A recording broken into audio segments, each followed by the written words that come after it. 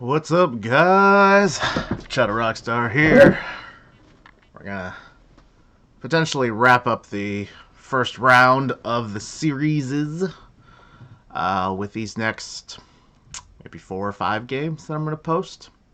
May do all of them tonight, may do some of them later. Who knows? Haven't really quite figured out the schedule, but I'm gonna play a game here against uh, Hypus, Hypaspist,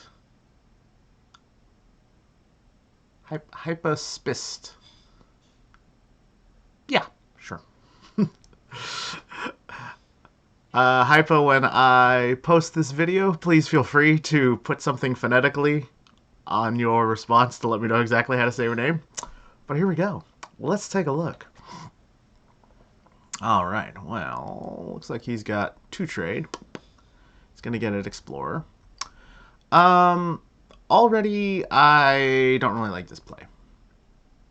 I think you can scrap one of these gambits, try and get a scout, scrap the other one, try to get a scout, and pick up the oracle. Or yeah, I think that's kind of the play that I would go with. But if you want to save it, get an explorer now. I think the real risk is allowing me to get an oracle and potentially a heavy cruiser too, or potentially picking up loyal colony. I do have 5 cards. I could have 5 trade. Like, these are concerns. So I personally like going for the Oracle. It's the only scrapper out there. It's one of the best scrappers. It's a base scrapper. And since there are some kind of bigger cards out there, you're going to be going up against bigger cards. Like, your opponent is very likely to grab the bigger cards from you. So getting a scrap edge on him, especially when going first, I think is very, very important. So I don't really like this play personally. So you bet your sweet ass that we are picking up the Oracle. And then we're going to put that on top of our deck. So now we can scrap if we really want to. You can scrap if you want to. You can leave your friends behind. Because if your friends don't scrap, and if they don't scrap, then they're no friends of mine. This I like, though. Alright, go ahead. Pick up the, oh, he got lucky. Lucky to flip a scrapper there. So I ended up having 4 trade. He hasn't used his gambits yet. A lot of people think like, oh, I'm gonna save my gambit for like the perfect time. But I'll be honest with you, I usually think the perfect time for gambits is to just use them pretty early on. I try to use my gambits up within the first like shuffle.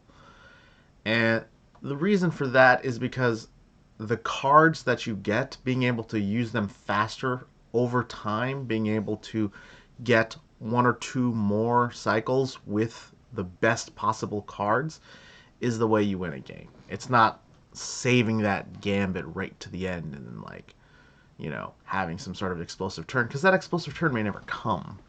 I think it's more important to just to get your deck rolling. Star Realms is very much about the snowball, and I think using your gambits early on just makes for a better deck.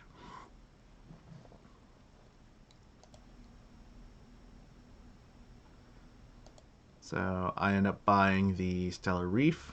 I was contemplating whether to buy the Stellar Reef or the Explorer. My thinking was I could slip the Stellar Reef behind the Oracle, and then this would probably get multiple turns.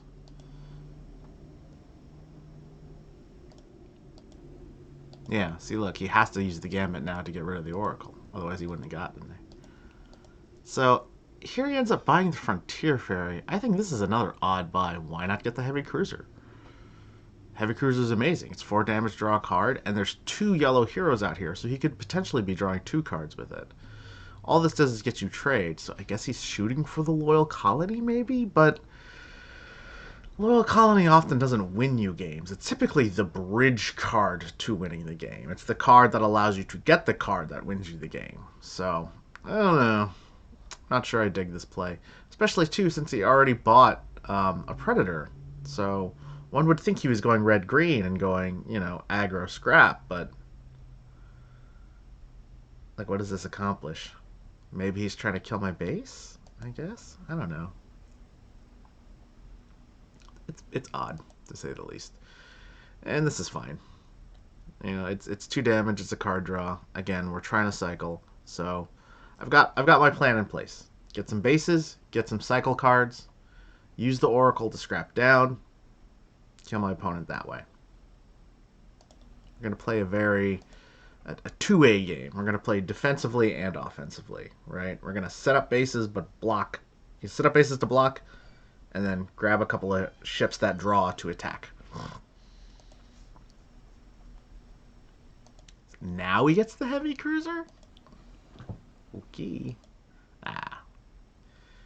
That would have been nice. Could have gotten 5, could have gotten this, but we're at a weird impasse now because there's so many heroes. So my thinking is I'm going to play this to then draw my deck. And what that'll do, it's going to trap these 5 cards into the second discard.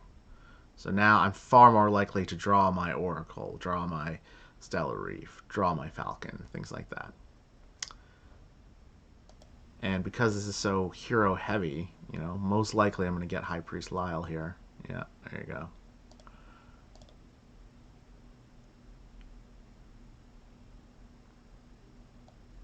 Yep, and then now I can draw to my base, and then this was the plan, right?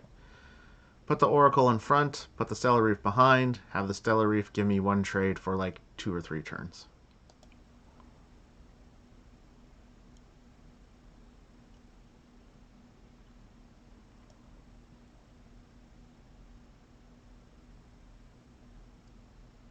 Okay, scraps the Loyal Colony.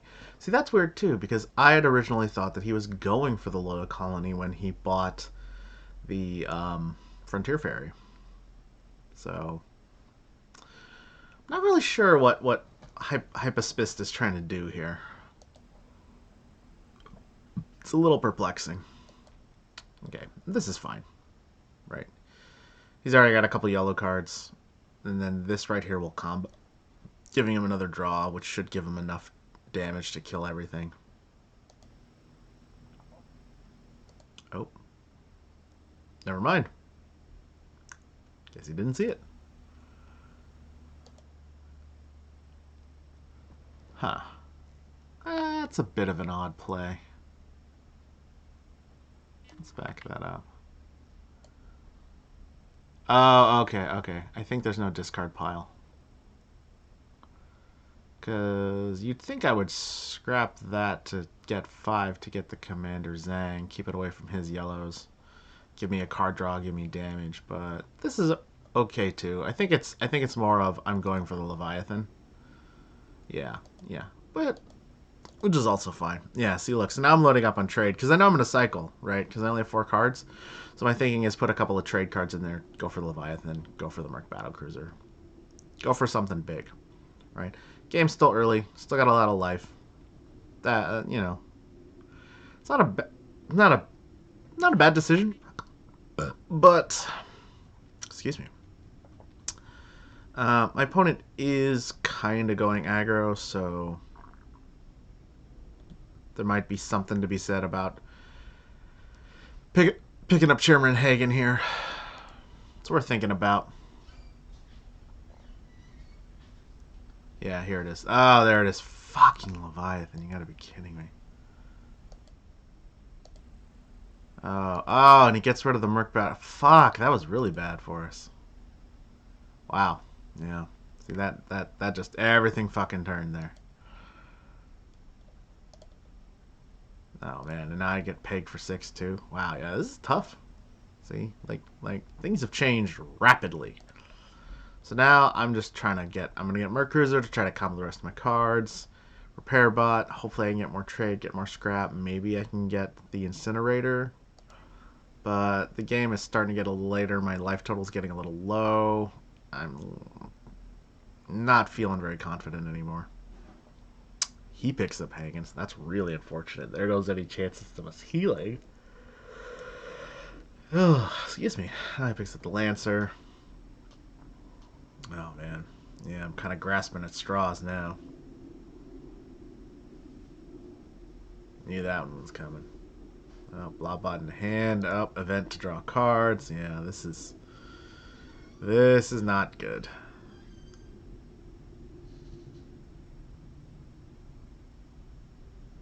And it gets Zang. Am I dead? Oh man, I might be.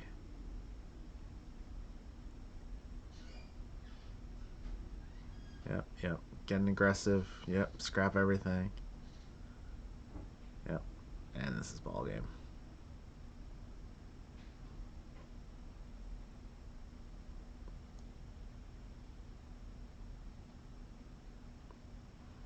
Okay, bro. I only have 2 life. Let's go. Whatever. Boom! Yay!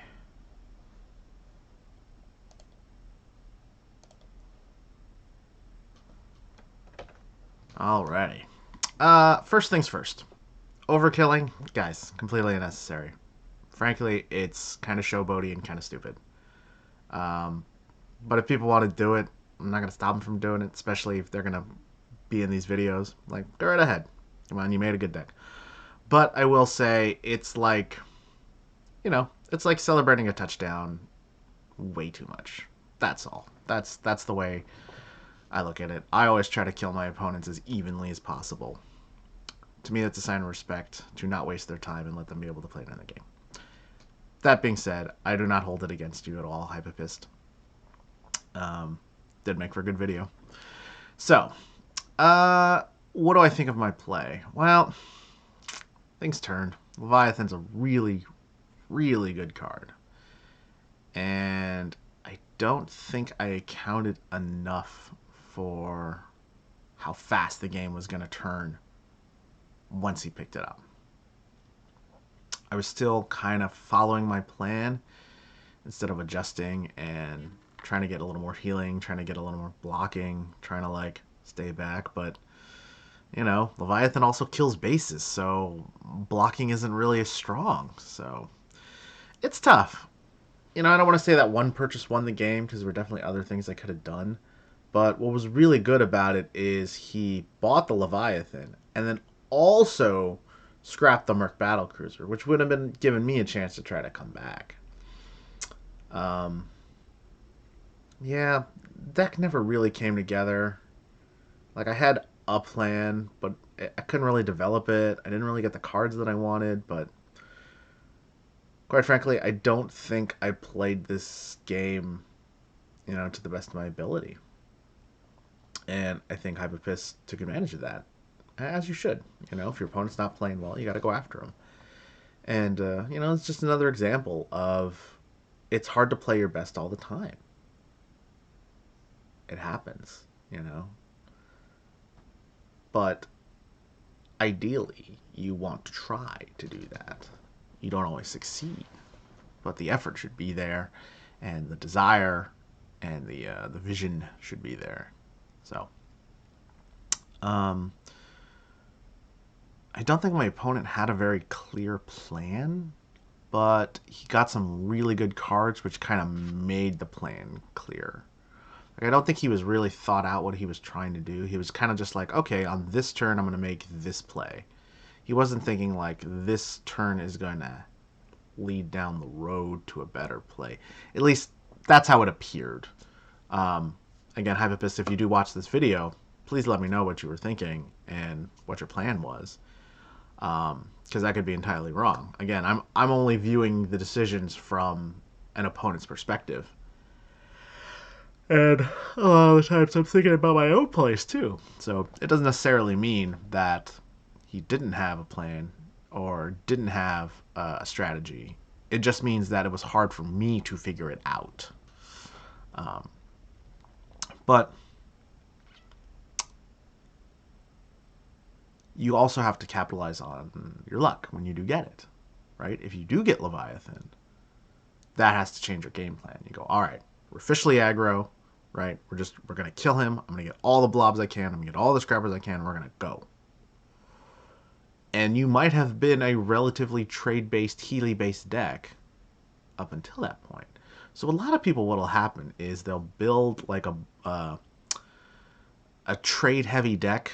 They'll finally get a card like the Leviathan or the Emperor's Dreadnought, and then they'll just keep acquiring trade or keep acquiring heal and base. And what ends up happening is the game goes so long but you don't kill your opponent, so then they have a chance to come back. So let's give Hyaspist credit for realizing, okay, I lucked out, I got this Leviathan, but I'm now gonna shift it into high gear. I'm gonna go after him, and I'm gonna end this game as fast as possible. So let's definitely give him credit for that. Yeah, good game overall.